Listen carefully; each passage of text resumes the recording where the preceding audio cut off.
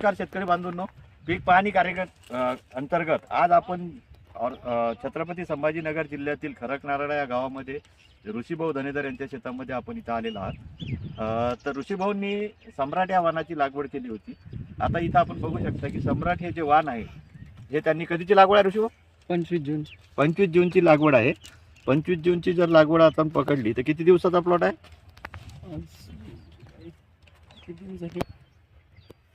किती दिवसाचा प्लॉट आहे हा? 120 दिवस। हा, 120 ते 128 दिवसाच्या प्लॉट मध्ये आपण आता उभा आहात। आणि आता आपण जर बघितलं तर इथं सरासरी बोंड जे आहे 70 बोंड एका झाडापासून इथं बनलेले आहे।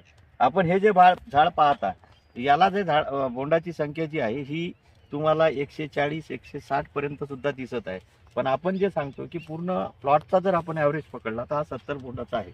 या वाहनाचं वैशिष्ट्य असं आहे की याच्यावर रस शोषण करणाऱ्या किडीचा प्रादुर्भाव अत्यंत कमी आहे। आज आपण जर बघितलं तर याच्यामध्ये लव आहे, पानावर लव असल्यामुळे याच्यावर सकिंग पेस्ट मावा तुडतुडे रस शोषण करणाऱ्या किडीचा प्रादुर्भाव अत्यंत कमी आहे। दुसरा, बोंड जवळ लागतात। इथं जे सिरीज बघितली आपण आता हे बघा 1 2 3 4 5 6 7 8 9 10 आणि ही सिरीज तुम्हाला कंटिन्यू राहील आणि जवळ बोंड लागतात।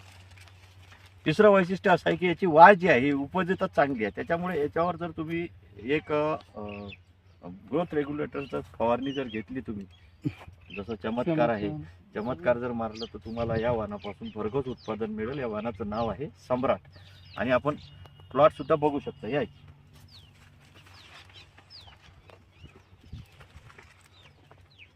जसं आपण म्हटलं की इथं प्रत्येक झाड जे आहे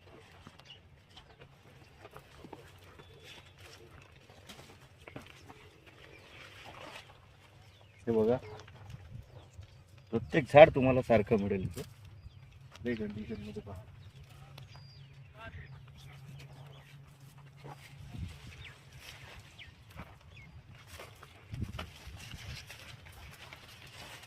हे बघा, आतलं झाड सुद्धा कुठली गप्पा आहे आणि बोंड वरपर्यंत रेडी झालेले आहे।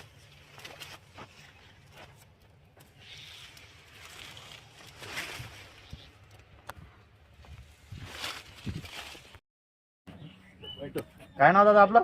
ऋषीनाथ रामराव धनेदर, गाव बसुसाहेगाव, तालुका गंगापूर, जिल्हा छत्रपती संभाजीनगर।